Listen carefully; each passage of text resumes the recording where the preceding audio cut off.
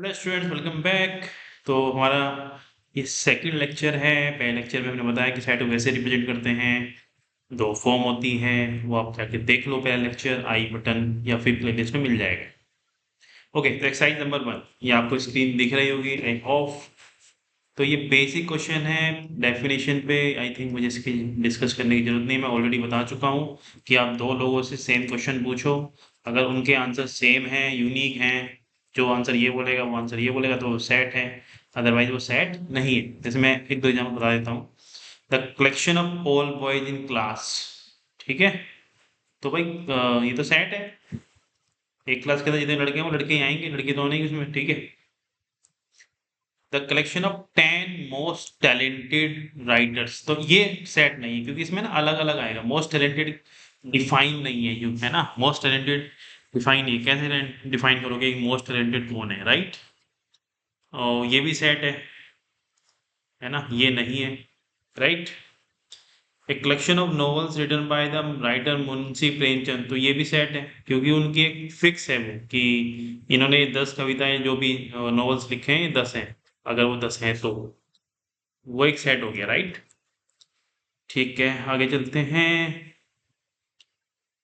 ये आप कर लोगे, इजी एक्सरसाइज है। आई थिंक मुझे आगे मूव कर जाना चाहिए। Okay, next the empty set. तो एम्प्टी सेट क्या होता है? एम्प्टी सेट देखते हैं। Empty set, what is empty set?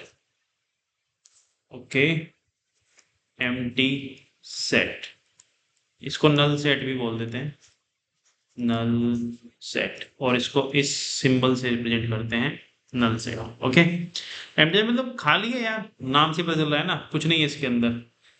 Suppose करो, इस एग्जांपल देता हूँ मैं। सपोज करो मैंने बोला x square plus 1 is equal to 0। ठीक है, और मैं अगर इसको लिखूं x such that x is real solution of x is real solution of x square plus 1 is equal to 0, तो ये मैंने इसको बंद कर दिया। तो ये एम्प्टी सेट है क्योंकि इस इक्वेशन का रियल सॉल्यूशन नहीं है और वो कह रहा है कि रियल सॉल्यूशन है, तो ये गलत हो गया, राइट। तो एक एम्प्टी सेट का एग्जांपल दे दिया मैंने आपको। यहाँ पे कुछ नहीं आएगा, राइट, नल आएगा। या फिर मैंने बोला कि लेट्स से एग्जांपल के तौर पे समझो कि एक क्लास है, क्लास 11, और इसमें केवल बॉयज हैं, गर्ल्स नहीं है। तो मैंने बोला कि क्लास 11 से 10 लड़कियों का सेट बनाओ। ठीक है, तो बनेगा ही नहीं क्योंकि लड़कियां हैं ही नहीं, सेट खाली है, राइट। अच्छा, यहाँ पे सिंबल ऐसे मत लिखना, तो ये खाली है। तो इसका सिंबल ये भी होता है, ये भी इसका सिंबल है। दो सिंबल है इसके, याद रखना। अच्छा, ये सिंबल नहीं है कि मैं इसके उसके अंदर लिख दूं, है ना, तब ये नहीं है ना, ये सिंबल नहीं है, याद रखना। ये दोनों सिंबल है, ये वाला और ये वाला। तो डेट इज एम्प्टी सेट। समझ में आ गया? एम्प्टी सेट क्या है? खाली है, राइट। ओके, नेक्स्ट नेक्स्ट आते हैं। नेक्स्ट देखते हैं क्या डेफिनेशन है। एम्प्टी सेट हो गया। फाइनाइट इनफाइनाइट, मतलब जिसमें तुम नंबर काउंट कर सकते हो, फाइनाइट है। इनफाइनाइट नंबर काउंट ही नहीं कर सकते, काउंटेबल नहीं है। तो 1 2 3 5 काउंटेबल है, फाइनाइट सेट हो गया। A B C D E F G, है ना। तो ये क्या हो गया? इनफाइनाइट सेट हो गया, right. Man living presently in different parts of the world, ये क्या हो गया? फाइनाइट हो गया या इनफाइनाइट हो गया? ठीक है, वो देख लेना आप, जो भी है। A set which is empty or consist of a definite number of which is empty or consist definite number of elements is called finite, otherwise set is called infinite। ठीक है, ये डेफिनेशन है इसकी। Okay,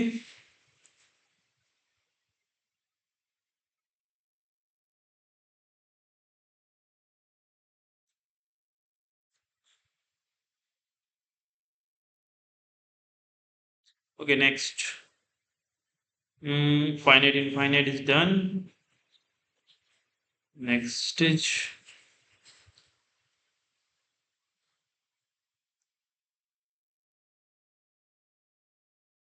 equal set. Equal set क्या होते हैं? Next is equal set. Equal set देखते हैं। ओके, इससे पहले नंबर होगा फाइनाइट इनफाइनाइट, राइट।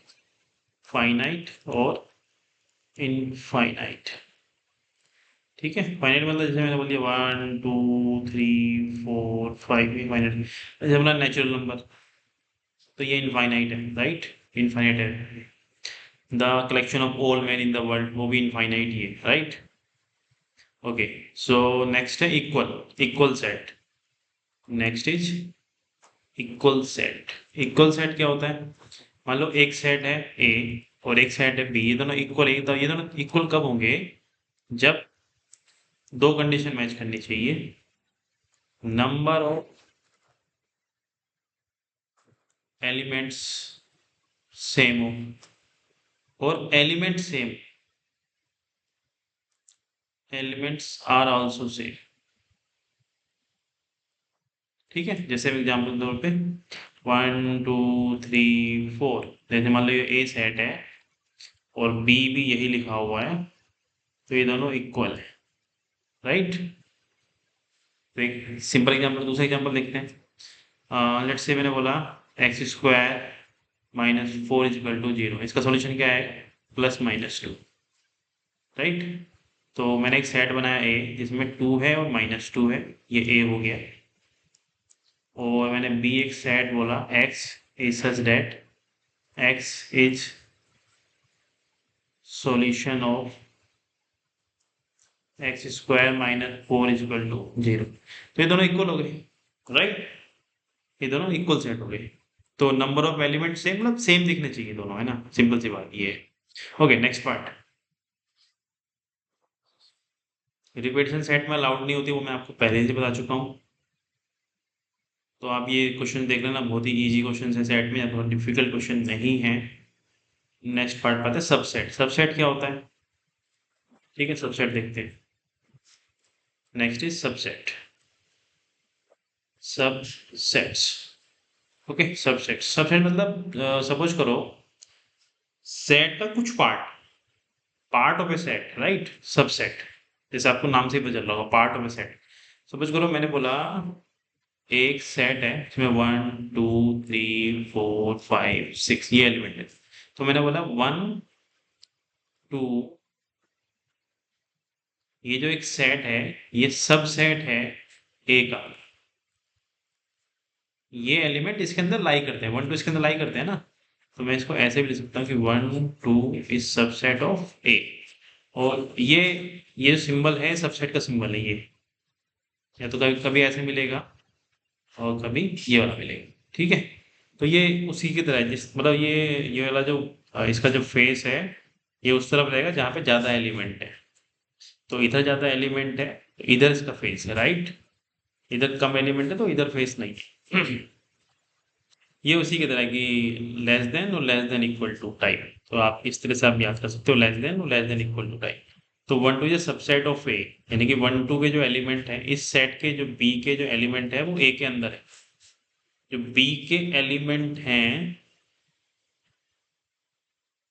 वो ए के अंदर प्रेजेंट है, तो मैं बोल सकता हूँ B is a subset of A, ये है बस, राइट। अच्छा, यहाँ से एक केस आता है कि ए और बी और सेट को मुझे इक्वल प्रूफ करना है, तो मैं ये प्रूफ करूंगा A is a subset of B and B is a subset of A, मतलब ए के सारे एलिमेंट बी के अंदर हैं और बी के सारे एलिमेंट ए के अंदर हैं, तो इसका मतलब तो यही हुआ ये दोनों इक्वल, राइट। अगर किसी को इक्वल सेट प्रूफ करना तो आप जनरली हम ये कंडीशन प्रूफ करते हैं, A is subset of B and B is subset of A, then we can say A is equal to B, right. Next, okay, तो यहाँ पे थोड़ा पढ़ लो आप, आपकी बुक में क्या लिखा, in other words A is subset of B, मैंने आपको बता दिया। ए एक एलिमेंट है जो ए के अंदर है, वो एलिमेंट बी के अंदर भी होगा, ये बता रहा है। एक एलिमेंट है जो ए के अंदर है, वो एलिमेंट बी के अंदर भी होगा। A is subset of B if एक एलिमेंट ए के अंदर है, वो एलिमेंट बी के अंदर भी होना चाहिए, इसको ऐसे लिख सकते हो मैथमेटिकली, राइट। और यहाँ पे लिखा हुआ है A is subset of B if a is an element of A implies that a is also an element of B. Okay,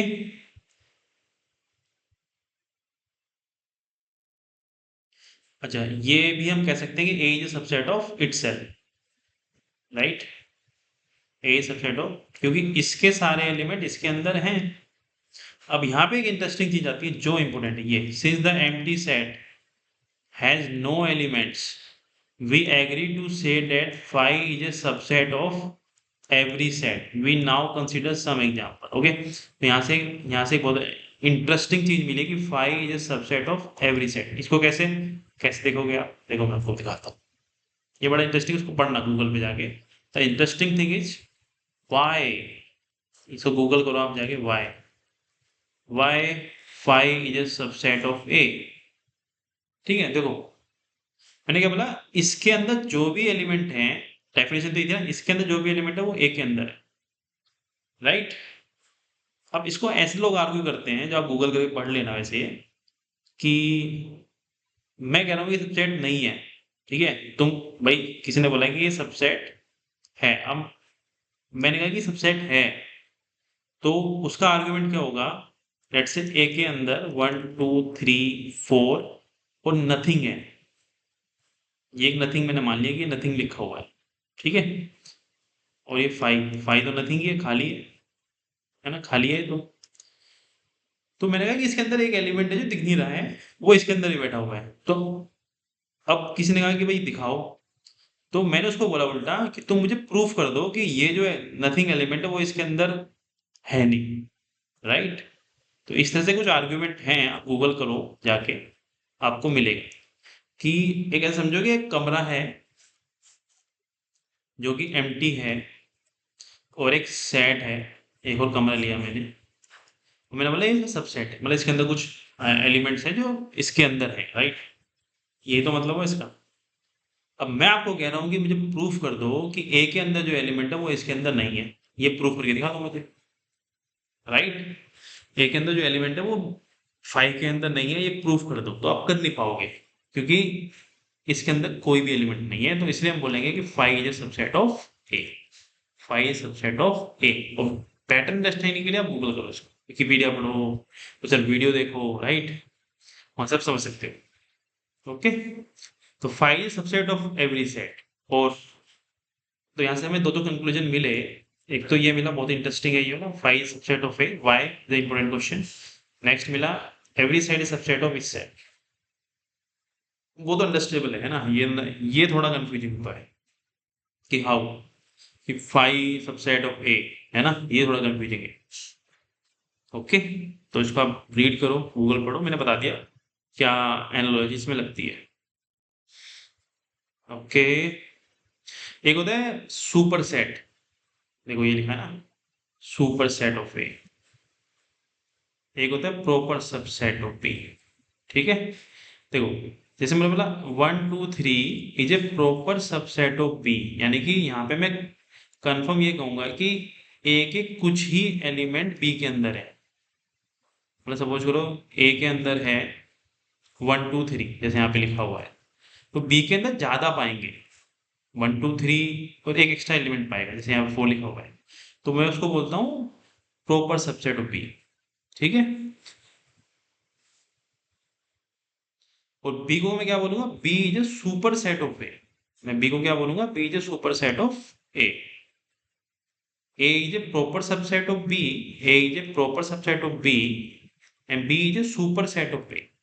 तो प्रॉपर सबसेट का मतलब क्या हुआ कि ए के अंदर बी के एलिमेंट हैं, लेकिन बी में हमेशा ज्यादा एलिमेंट होंगे। अच्छा, अगर मैं ये लिख दूं, sorry just a second, let me right it here, अगर मैं ये लिख दूं ये वाला सिंपल, तो यहाँ पे इसका मतलब ये होता है कि ये दोनों इक्वल भी हो सकते हैं, मतलब ये पॉसिबिलिटी है कि ये दोनों इक्वल हो। लेकिन अगर मैंने केवल यही लिखा है तो मैं ये क्लियरली कह रहा हूँ, वो मैंने कहा लेस देन ग्रेटर देन वाली कंडीशन है ये, मैं यहाँ क्लियरली कह रहा हूँ कि अगर ए के अंदर 1 2 3 है तो बी के अंदर ज्यादा ही है,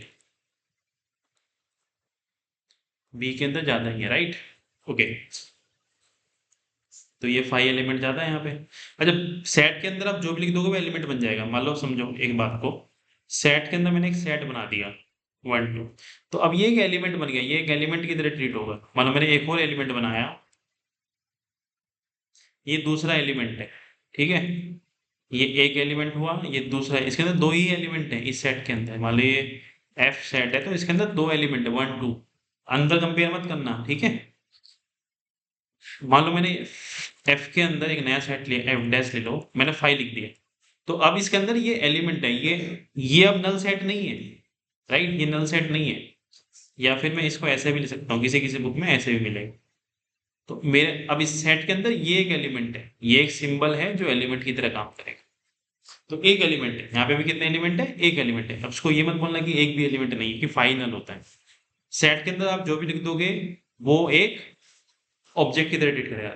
लेट से मैंने यहाँ बुक रख दी, 10 बुक उठाई और उनका एक सेट बना के रख दिया, 10 बुक का सेट, तो ये एक एलिमेंट हो गया। फिर मैंने 20 बुक का एक सेट उठा के रख दिया, तो दूसरा एलिमेंट हो गया, राइट। ओके, तो ये छोटी छोटी चीजें थी, ये समझना इंपॉर्टेंट था। तो आज के लेक्चर में इतना ही, अगले लेक्चर में मिलेंगे। तो हमने क्या क्या पढ़ा, है ना, proper subset, super set. Singleton set क्या होता है, इसके अंदर एक ही एलिमेंट होता है ना, वो कुछ नहीं है, सिंपल है। सिंगलटन सेट क्या होता है, जिसके अंदर एक ही एलिमेंट है। सुपर सेट मतलब मैंने बता दिया कि बी बड़ा है, B is super set of A, तब मैं बोलूंगा अगर बी बड़ा है तो। मैंने आपको बता दिया कि जब अंडर नीचे लाइन खींची हो तो उसको वहां पे इक्वलिटी के चांस हैं, राइट। बाकी चीजें आगे कल पढ़ेंगे अगली क्लास में। अभी के लिए हम स्टॉप करते हैं। Thank you.